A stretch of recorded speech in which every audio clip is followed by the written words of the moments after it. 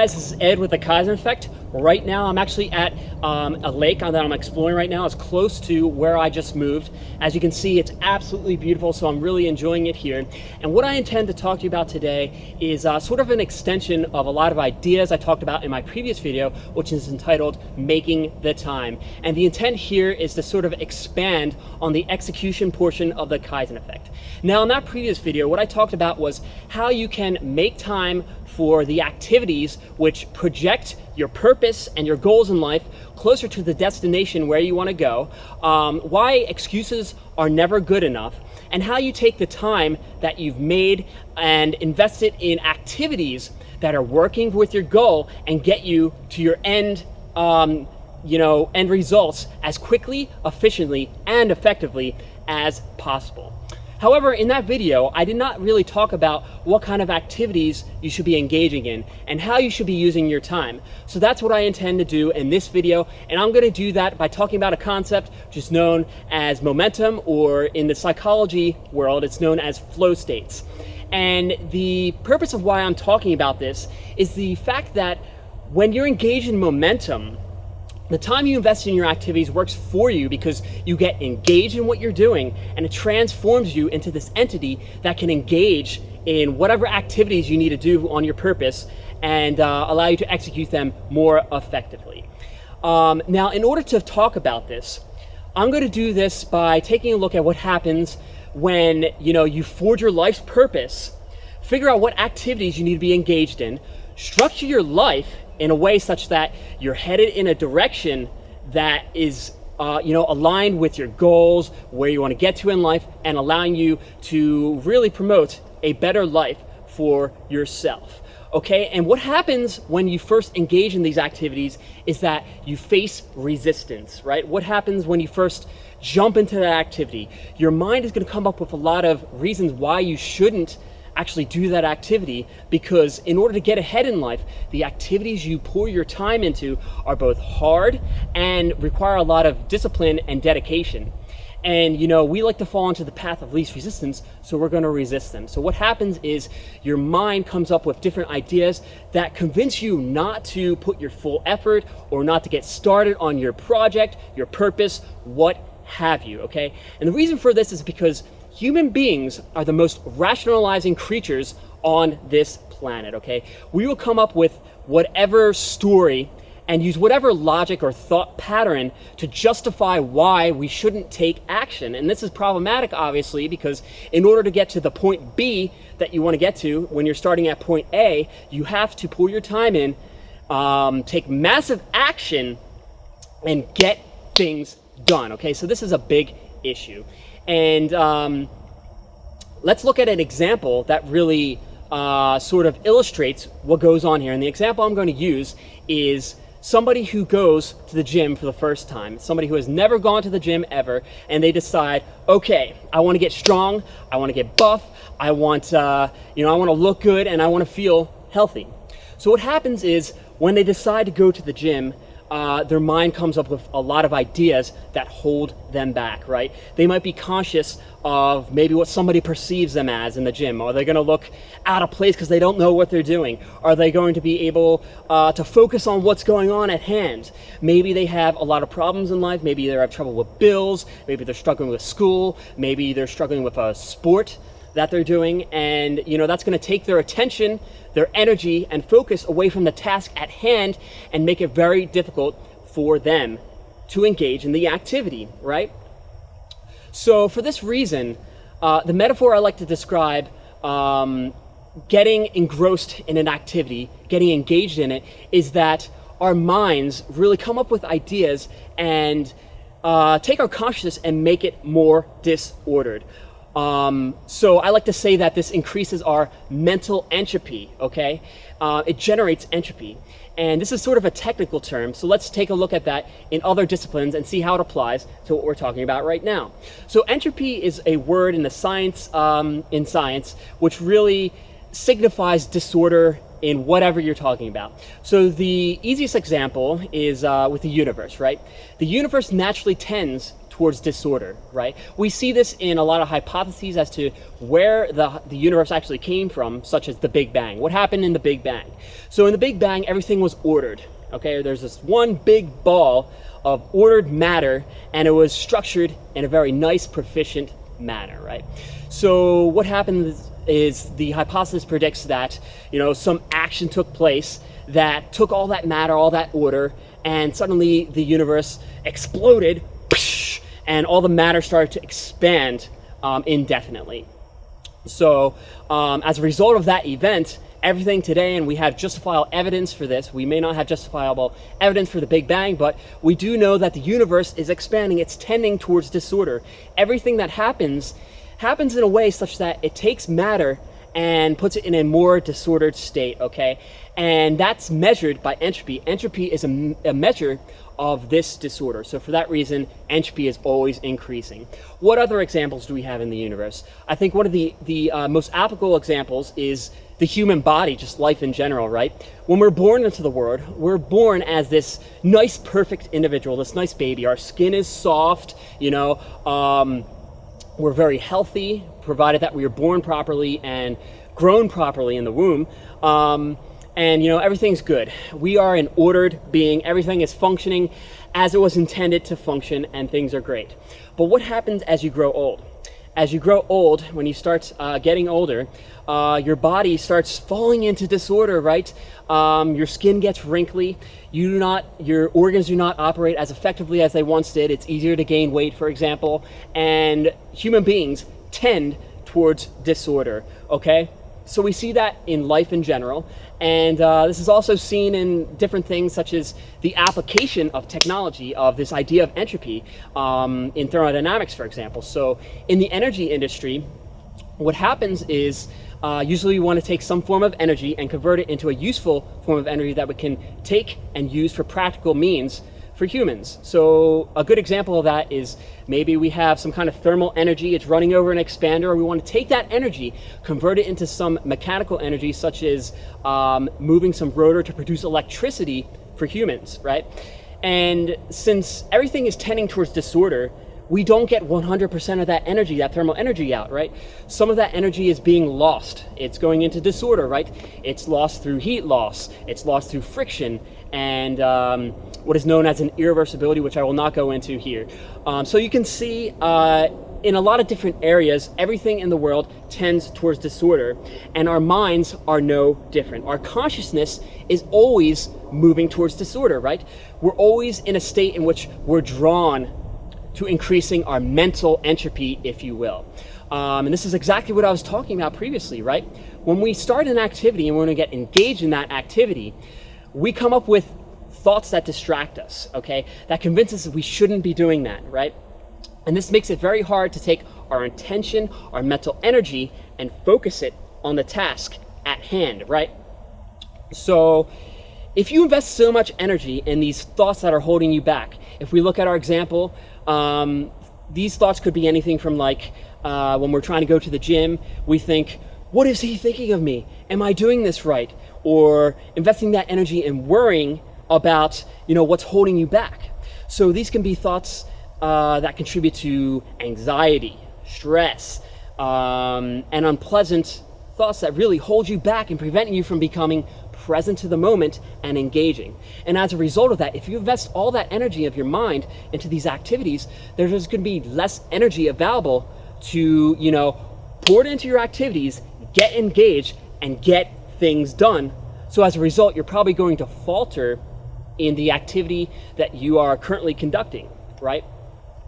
So, when you first get started with an activity, your journey, your purpose, whatever it is, the hardest thing is the first action you take, right?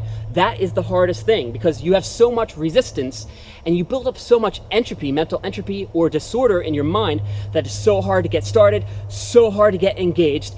And for this reason, what I'm going to say is that the best time to start is now. Forget waiting to start.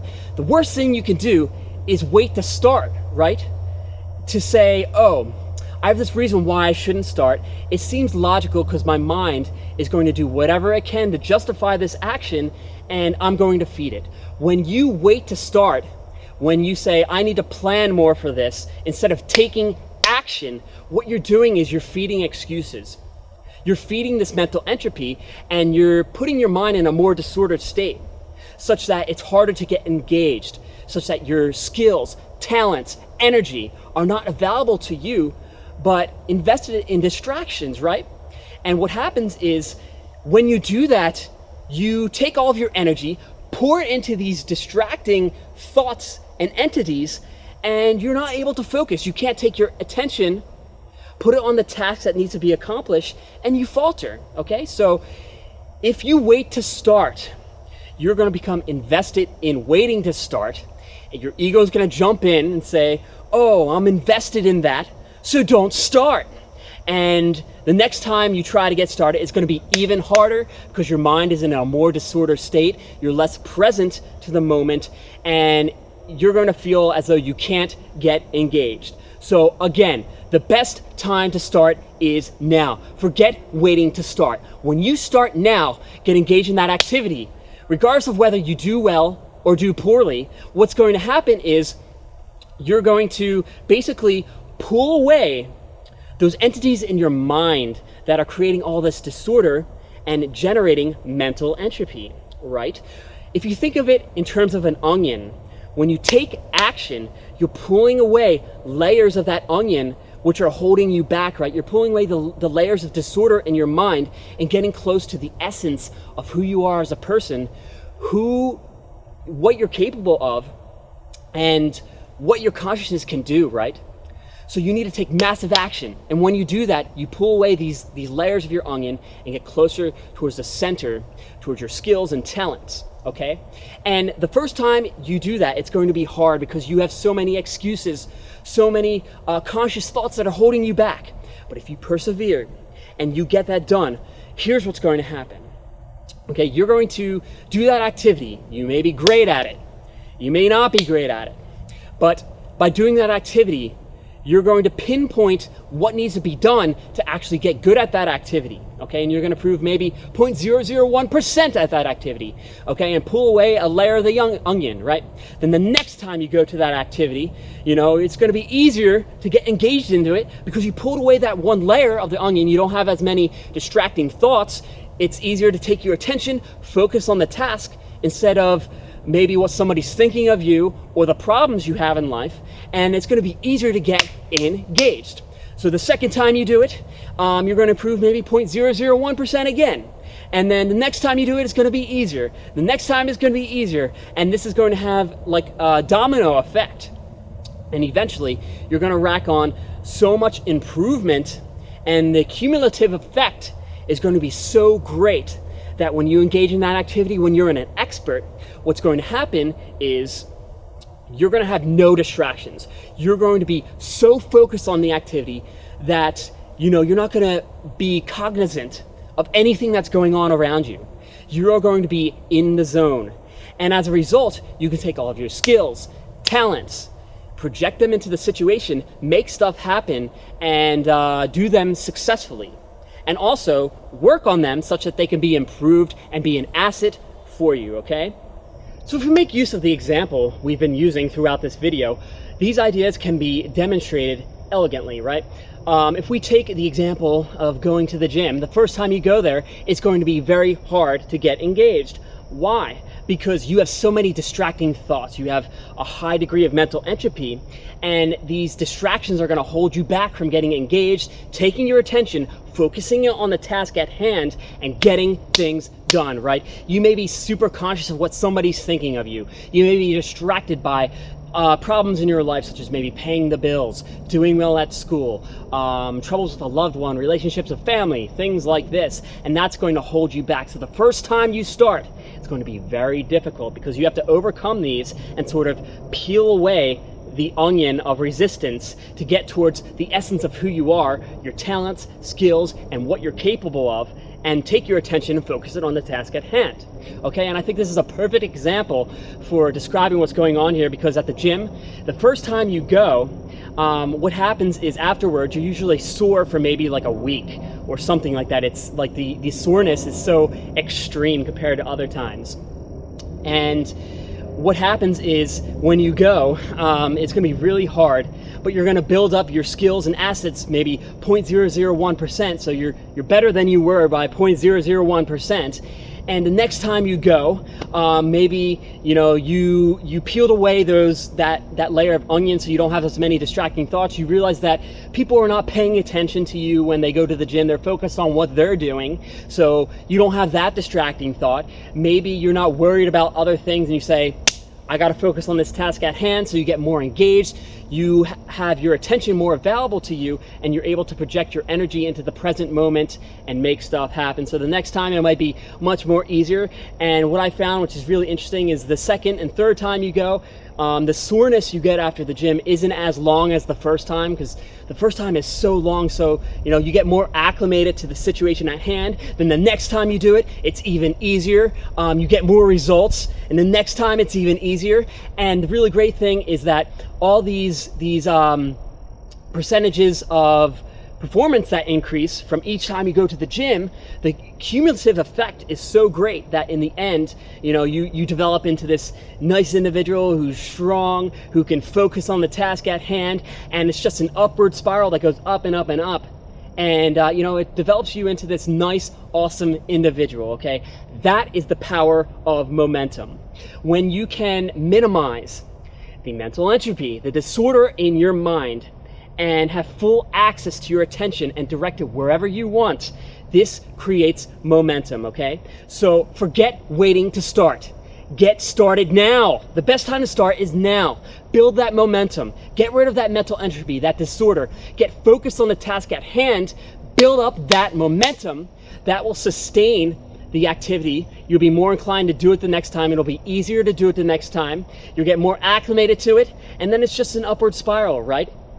This is likened to a metaphor I like to use. It was given by Bruce Lee, and it's in regards to water, okay? And this water is going to be likened to our consciousness. So what can you say about water in its pure state, right? Water takes the form of any kind of container it's poured into, right? And in that kind of state, it's sort of harmless, right? You can see a ton of water here. The water takes the shape of the basin it's laying in, but right now it's very calm. Maybe there's some small chop here and there, but it's not hurting anybody. It doesn't have a lot of power. It doesn't have a lot of force. But what happens if you take that same water that seems harmless and you focus it on one single point? At that point, it can blast through solid rock, okay? That is the power of momentum, okay? And we want to think of our attention and our variable mental energy as the water. In and of itself, you want that mental energy to be really calm, okay, and really present to the moment, okay? But in and of itself, it can't do much.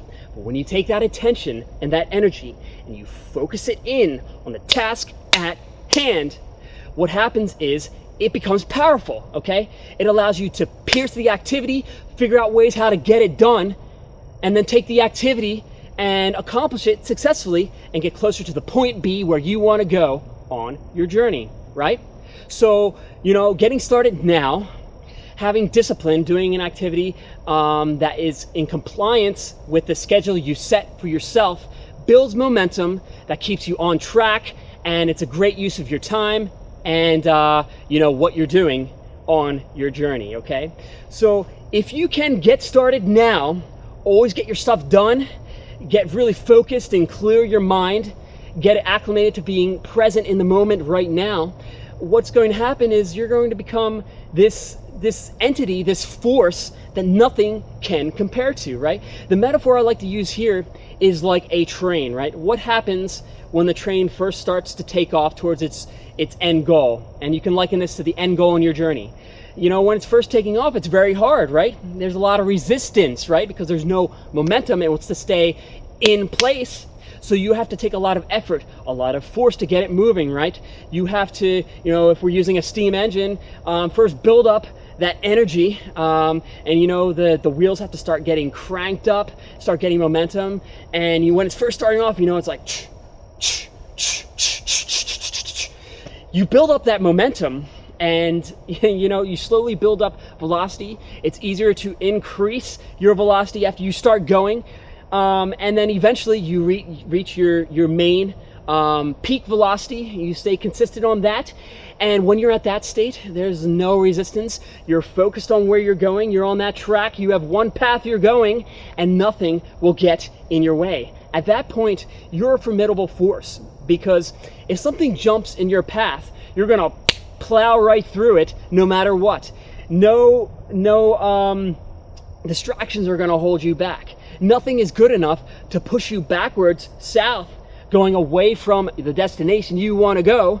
And you're going to stick to your journey, make it happen, do it successfully, and that's the power of momentum. Okay, so be like water. Take your attention, focus it on your task at hand, plow through, always get that activity done. Know that if you don't do it well, you're getting acclimated to doing that activity, figuring out what areas you need to succeed in, and it's just an upward spiral in that regard, because you're going to, the next time you do it, you're going to get more engaged, you're going to increase 0.001% and get closer to your end goal, right? Success is not something that happens in the moment. It doesn't happen just like that. People think that if you want something to get done and you want to be successful, either you're good or bad at that. Bam, you go out there, do the task, and you're successful. No, success is a quiet, slow process. It's something that is the culmination of going out, doing activities time and time again, right? Building up momentum, pushing through that resistance, figuring out how to get engaged in your activity. So just do that. The best time to start is now. Get started, then you'll figure it out, then you'll get engaged, and you will become a formidable force that will guide yourself towards the goals you want to get to.